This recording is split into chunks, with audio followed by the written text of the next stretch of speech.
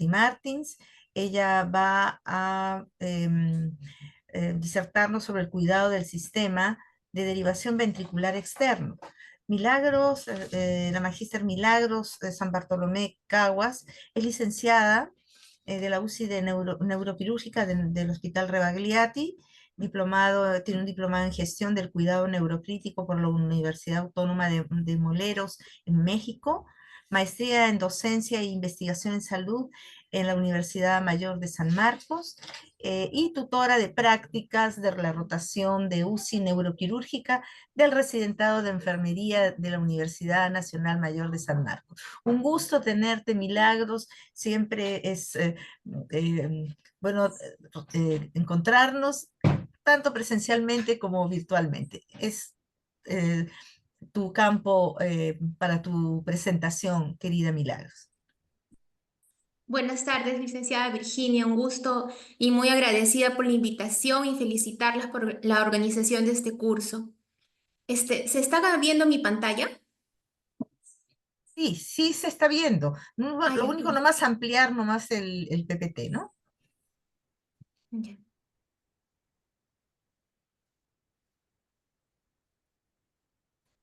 Lo pones en modo presentación, hay una copita abajo. Sí, un Ajá. momentito. Ya, listo, sí.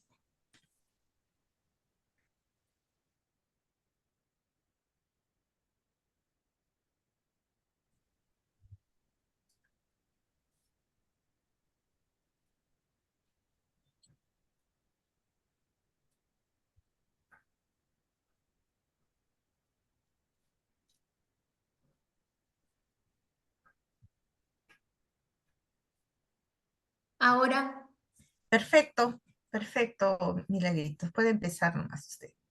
ya. Bueno, como les decía, vamos a hablar sobre lo que es el cuidado de enfermería del drenaje ventricular externo, que básicamente todos tenemos la oportunidad de atender pacientes neuroquirúrgicos desde la emergencia hasta una UCI polivalente. Entonces, es un drenaje que sirve para salvar la vida del paciente porque se coloca en hidrocefalia hipertensiva o cuando tienen los pacientes hemoventrículo. Entonces, el cuidado es básico que todo enfermero intensivista o de la emergencia lo conozca. Vamos a ver. Primero vamos a comenzar de lo que es la anatomía y dónde se produce este LCR. Déjeme, por favor, el puntero. El sistema ventricular está conformado por 4 ventrículos. 2 ventrículos laterales, el tercer ventrículo y el cuarto ventrículo, que es una referencia anatómica en tomografía para ver si el paciente está con hidrocefalia hipertensiva, si está con hipertensión endocraniana. Entonces, ¿dónde se produce el LCR? El LCR se produce en los ventrículos laterales, en las vellosidades aracnoideas de los ventrículos laterales. Los ventrículos laterales son los ventrículos más grandes. Luego de que se producen estos 2 ventrículos grandes, se transporta hacia el tercer ventrículo por el agujero de Monroe. De ahí pasa por el acueducto de Silvio hacia el cuarto ventrículo, que como les decía es una referencia anatómica importante porque justo está antes del cerebelo y del tronco encefálico. Luego pasa a través de los agujeros de Luschkin-Mayendi hacia la cisterna magna, de ahí a las demás cisternas de la base. Luego pasa al espacio subaracnoideo, ¿no? Entonces, esta es la circulación del líquido cefalorraquídeo. ¿Dónde se absorbe el líquido cefalorraquídeo? En las vellosidades aracnoideas. ¿Cuál es el ratio o la producción de LCR por hora? 20 centímetros por hora. Y eso también es importante que sepamos porque eso es lo que nosotros vamos a monitorizar cuando tengamos un drenaje ventricular externo.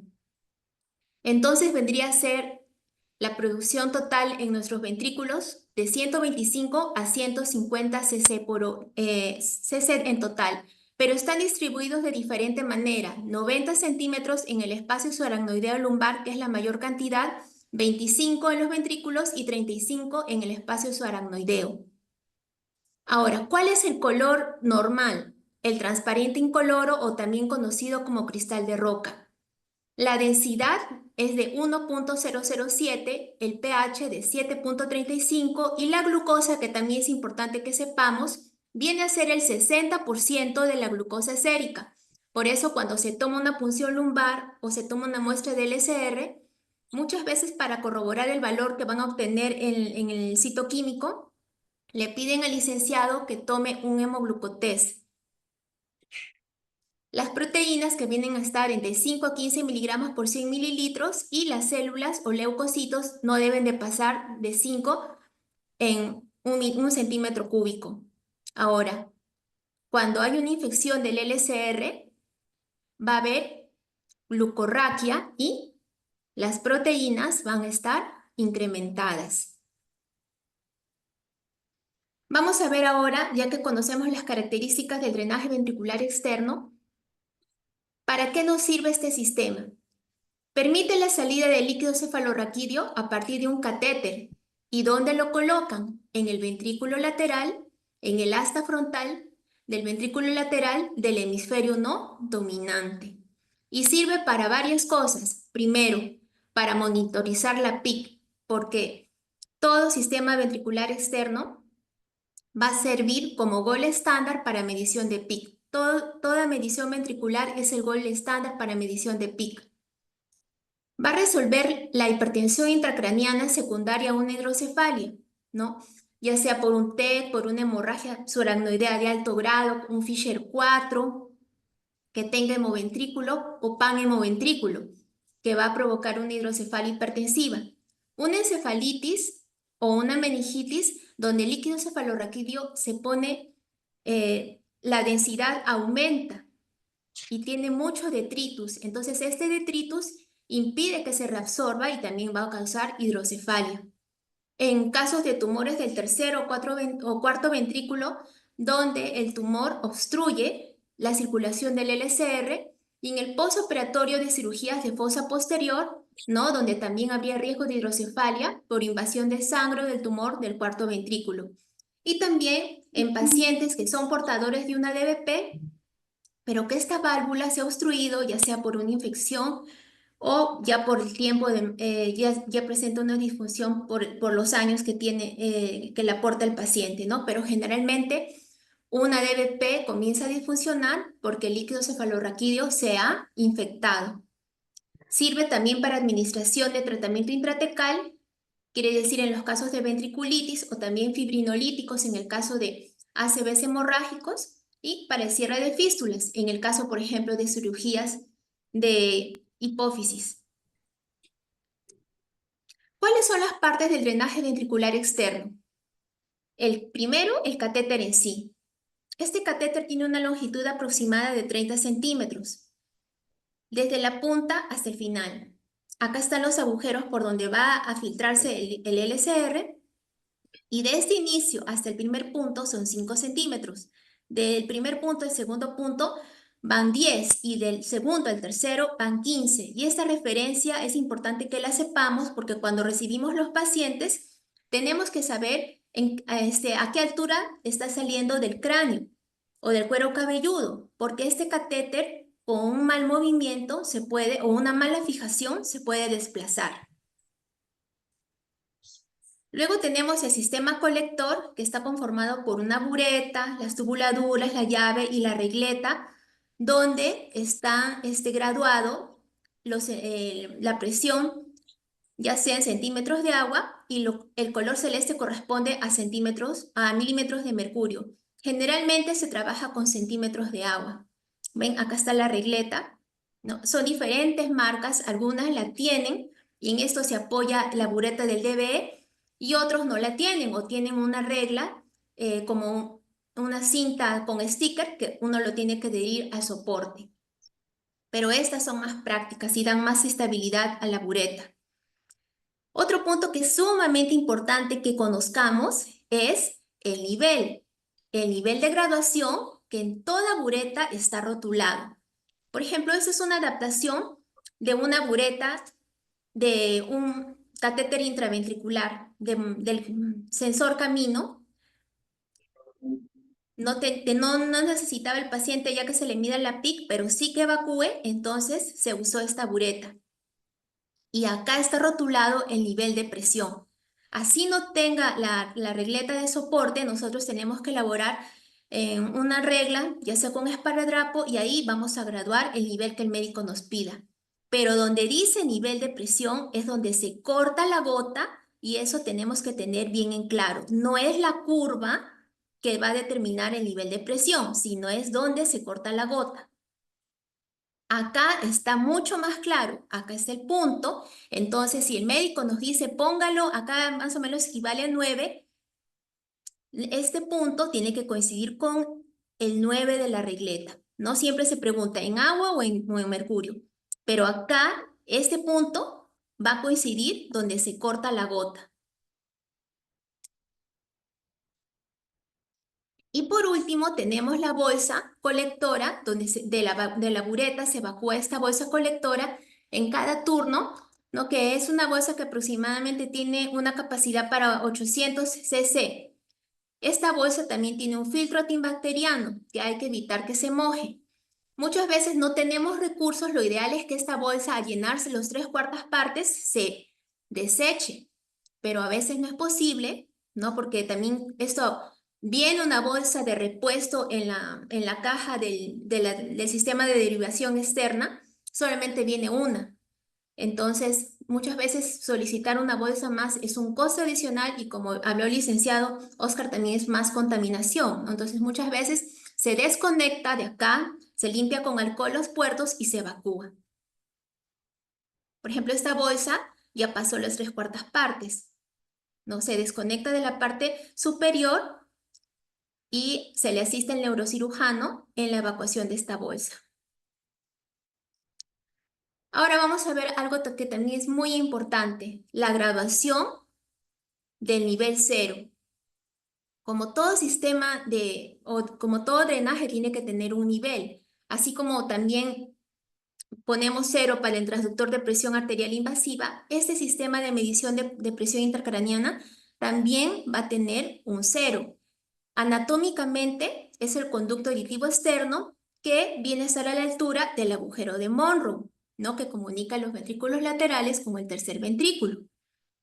Entonces, utilizando una regla de nivel, vamos a hacer una perfecta horizontal entre el conducto auditivo externo y la llave, que la llave coincide con el 0. ¿Ven? Entonces, este es el punto, la correcta alineación o la determinación del punto 0. Acá también.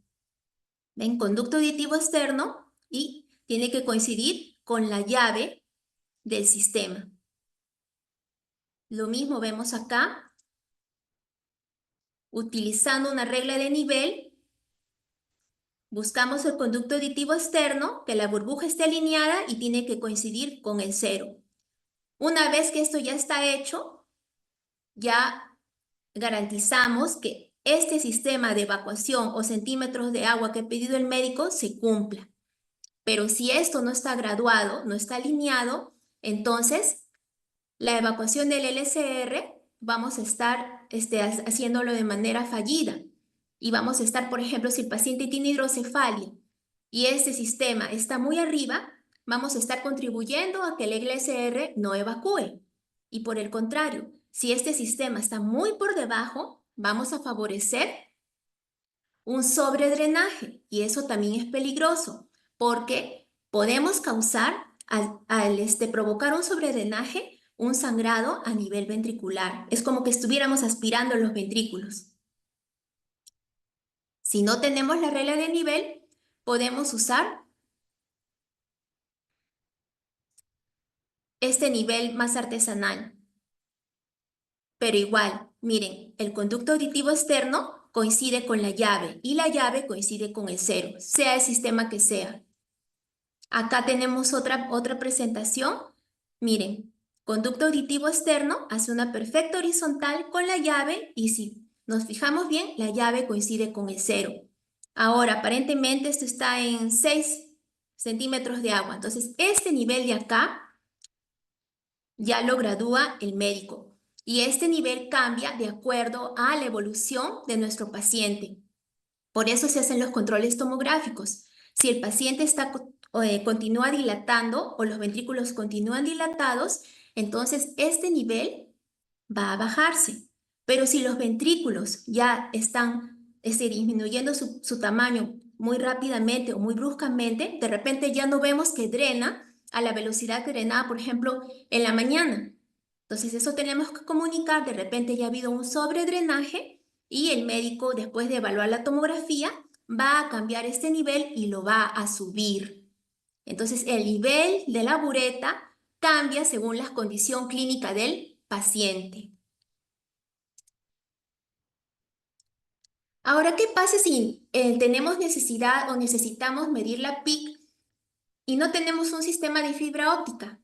No hay problema, porque este sistema nos va a ayudar para hacer la medición de la PIC. Acuérdense que el sistema ventricular es el gol estándar para medir la PIC, porque es un sistema global. Entonces, ¿dónde vamos a adaptar el transductor de la presión? En esta llave. Esta llave sacamos la tapita, todo con guantes estériles, limpiamos con alcohol y este transductor que antes lo hemos cebado con cloruro, lo vamos a adaptar acá. Entonces ya no vamos a tener necesidad de colocar ese transductor en la cama, ¿no? Ni atrás del sistema, sino ambos van a estar acoplados. Entonces nuestra medición o determinación del punto cero va a ser más fácil. Conducto auditivo externo, transductor, llave, cero, pido en el monitor el cero, ¿no? Entonces cierro para la evacuación. Acá como está, cierro para la evacuación y abro para la medición y voy a evaluar la PIC en el monitor multiparámetros.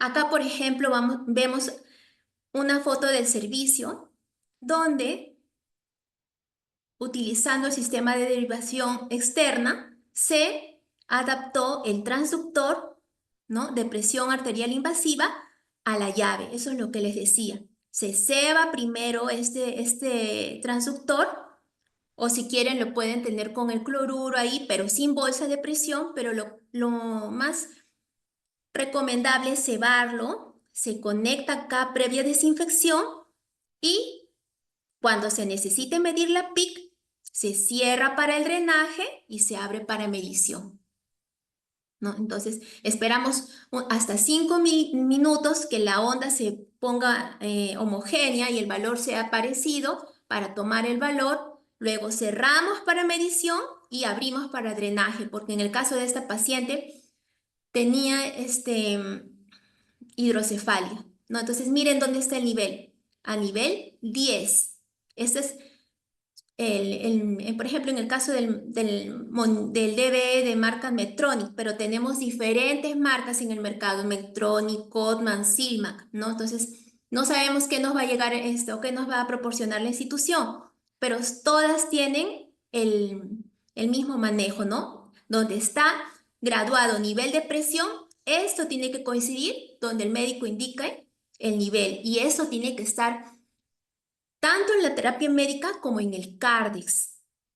¿Por qué? Porque muchas veces, como les decía, este nivel va a ser determinante en la evolución del paciente. Si no está actualizado según la evolución de tomografía, entonces no vamos a estar favoreciendo a la evolución de nuestro paciente.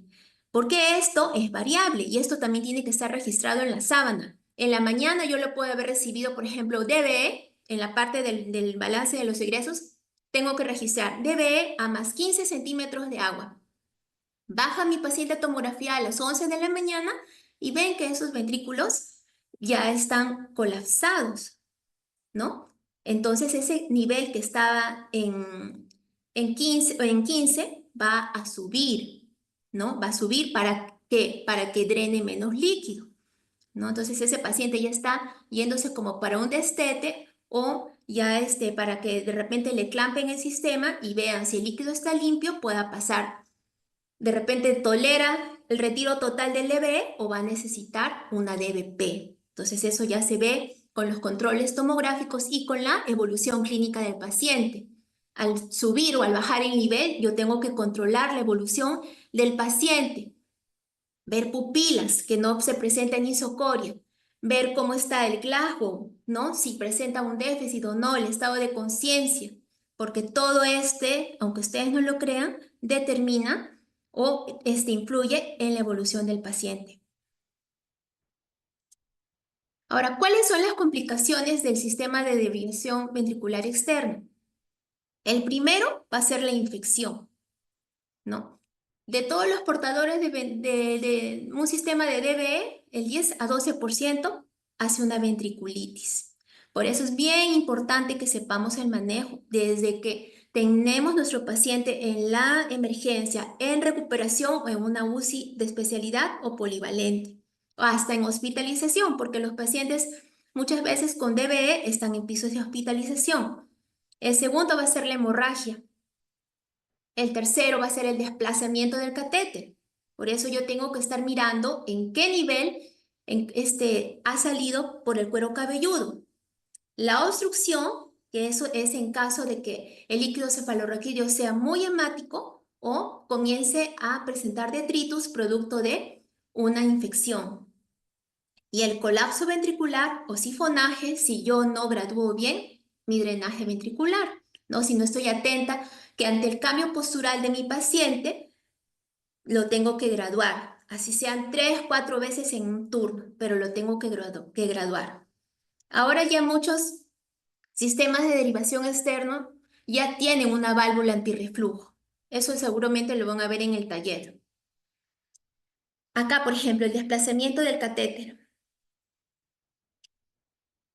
Miren acá. ¿Ven por qué es importante conocer la longitud del catéter? No se ve muy claro, pero aproximadamente acá están los 2 puntos y acá están los 3 puntos. Si acá están los 2 puntos, quiere decir que de acá a acá ya hay 10 centímetros. Entonces, este catéter está desplazado, pero está bien cubierto por la gasa que yo no evidencio. Por eso, cuando un paciente con DBE, yo tengo que ser muy minuciosa porque este drenaje le está salvando la vida al paciente. Si la hidrocefalia es hipertensiva y se me desplaza el catéter, este paciente puede ser una hipertensión endocraniana y se puede complicar. Acá, por ejemplo, vemos que el catéter sí está in situ, estaría acá en el tercer ventrículo. ¿Ven? Esta es la posición adecuada del DBE. Y ante la duda, si vemos que el catéter no late o lo vemos que está la longitud como no corresponde, entonces tenemos que comunicar al médico para que ese paciente vaya a tomografía. Catéter que no late es porque está obstruido o está desplazado o porque los ventrículos, si están muy pequeños, entonces la producción es mínima y no permite líquido, pero mínimamente tiene que latir. Y todo eso se comprueba en tomografía. Ahora, otra complicación es la infección al sistema, asociada al sistema de derivación externa, que también es muy común, como les decía, desde el 10 al 12%. ¿Y cuáles son los factores de riesgo? Primero, el LCR hemático, por el detritus, por la sangre, ¿no? Que la sangre con los días va a producir metabolitos que van o que predisponen a que el paciente presente una ventriculitis. El TEC abierto, por supuesto, paciente que viene con fractura de base de cráneo que viene ya de por sí con rinorraquia, ¿no? O con otorraquia, también, porque esa es una puerta de entrada a los gérmenes y contaminan el LCR. Y la pérdida por el punto de inserción, porque el punto de inserción con los días se va dilatando, no es tal cual un catéter central, ¿no? Los días de inserción, ahora no hay fecha establecida para que un catéter esté, no hay como por decir un plazo, ¿no? Pero ya pasado los 7 días, ya tenemos que estar comunicando, ¿no? Porque el DBE está ahí para solucionar el problema de la hidrocefalia, de la fístula. Entonces, conforme va evolucionando, también ya hay que pensar en el destete del DBE. Ahora, si el paciente, por ejemplo, durante la evolución presenta una ventriculitis, entonces ese paciente va a estar más de 7 días con el DBE, pero se le puede hacer un recambio, un lavado ventricular, ¿no? Y va a comenzar con antibióticos intratecales y sistémicos, pero nosotras tenemos que tener en cuenta en nuestra hoja de monitoreo cuántos días ya va ese DBE. La toma de muestras rutinarias, también porque a mayor apertura de las llaves, aunque ahora también tienen conector libre de aguja, a mayor apertura de las llaves, y si nosotras no estamos vigilando que se cumplan todas las medidas de bioseguridad para la toma de muestras, va a entrar un germen y va a contaminar el LCR. Y acuérdense que eso va al ventrículo, y una ventriculitis tiene repercusiones clínicas en el paciente. No es como una infección cualquiera. El paciente sale con deterioro cognitivo, ¿no? Entonces, por eso es que tenemos que ser muy celosas del manejo del DBE. No se recomienda el cambio rutinario, sino que el DBE cumple su función en el menor tiempo posible y luego, si el paciente lo tolera, se desteta totalmente, o si no, si ese paciente continúa haciendo hidrocefalia, entonces una vez que el líquido está limpio, pasa a la colocación de una DBP. Eso ya es ya es una cirugía programada, no es una emergencia, como la DBE, ¿no? A veces el paciente también viene en malas condiciones de higiene por la emergencia, o es, como les decía, una fractura de base de cráneo, heridas múltiples en el cráneo. Entonces ese paciente también ya tiene más riesgo a presentar una ventriculitis. Ahora, ¿cuándo se dice que es ventriculitis? Cuando hay aumento de la celularidad, más de 5 leucocitos por centímetro cúbico. La glucorraquia, que les decía, ¿no? Que la relación no debe ser menor a 0,5. O debe ser, disculpen, debe ser entre la glucosa del LCR y la sanguínea es igual o menor a 0,5.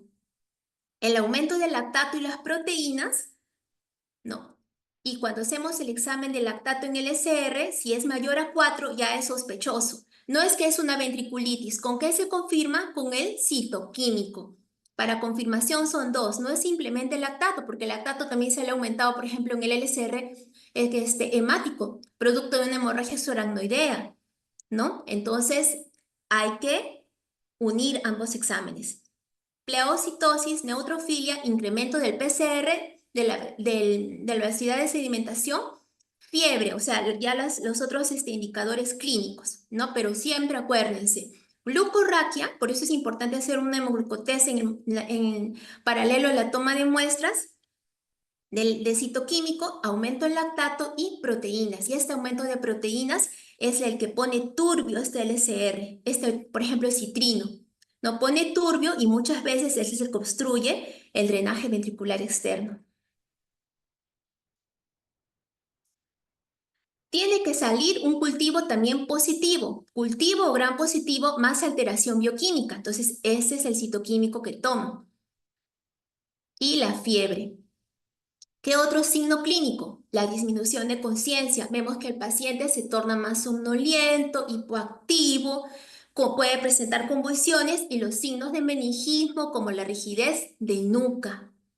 ¿Cuál es el tratamiento? El tratamiento es sistémico y también intratecal. En mi servicio son ambos, sistémico e intratecal. Si se hallan cocos gram positivos, entonces indican vancomicina. Y si hay gram negativos, como la Pseudomonas aeruginosa, la Klebsiella, el Enterobacter y la Cinetobacter, indican meropenem, 2 gramos cada 8. Y en cuanto al tratamiento intratecal, vamos a tener diferentes antibióticos. Se inicia con amikacina y vancomicina. Vancomicina, 20 miligramos por día, y amikacina también 20 miligramos por día.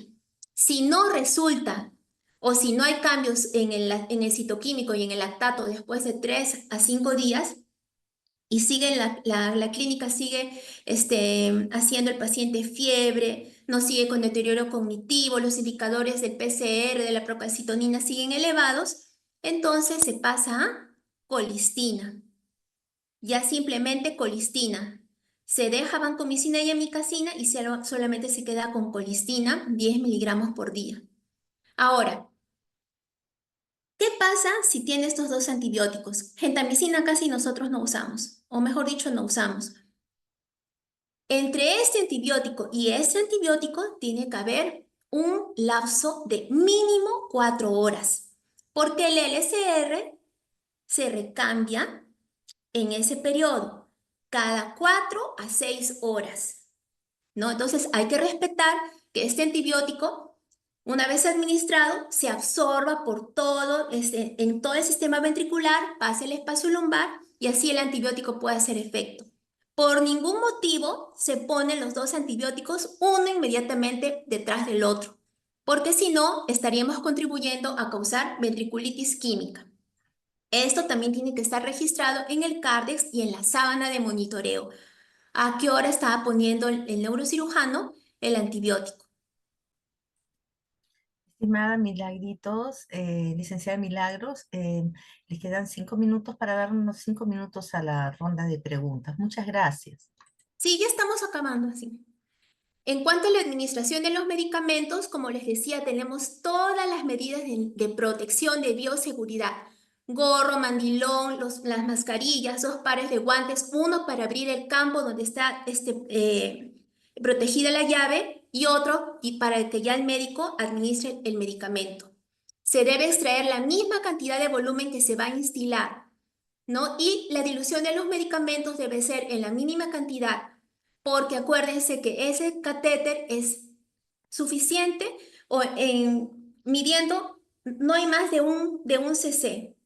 Entonces no necesitamos usar jeringas de 10, suficiente con que usemos jeringas de tuberculina de 1 centímetro y de 3 centímetros. Y siempre se hace por el tapón de goma, no hay que tratar de abrir el sistema, eso es otro punto clave. Si tiene tapón de goma, se inyecta por acá y si no, por el sistema clave, porque ahora ya están trayendo las diferentes marcas el conector libre de aguja. Entonces se clampa acá para que el medicamento no regrese y se inyecta por acá.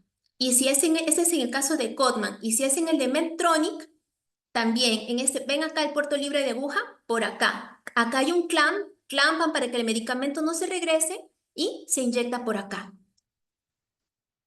Ahora, como les decía, vamos a recapitular. ¿Qué actividades comprende el cuidado? Primero, vigilar la evolución del catéter, la permeabilidad. Quiere decir latir. Todo debe de latir. Si yo lo levanto, esta columna va a retroceder. Y si lo bajo, tiene que caer. Va a caer más rápidamente, pero yo tengo que ver que este DBE esté permeable. Monitorizar las características, quiere decir el color, la claridad, la consistencia.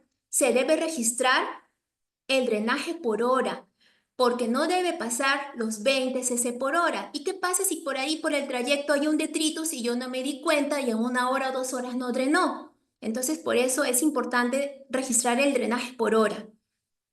Cambiar la bolsa o vaciarla si es que tenemos si no tenemos, primero es vaciarle, y si tenemos el recurso, pues se cambia, ¿no? Cada vez que esté lleno las 3/4 partes.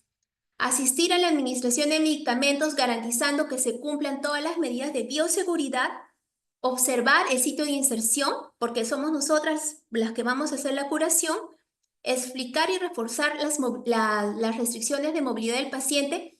Hay muchos pacientes que colaboran, saben, pero hay otros pacientes que es un riesgo que estén sin sujeción mecánica y puedan retirarse el drenaje.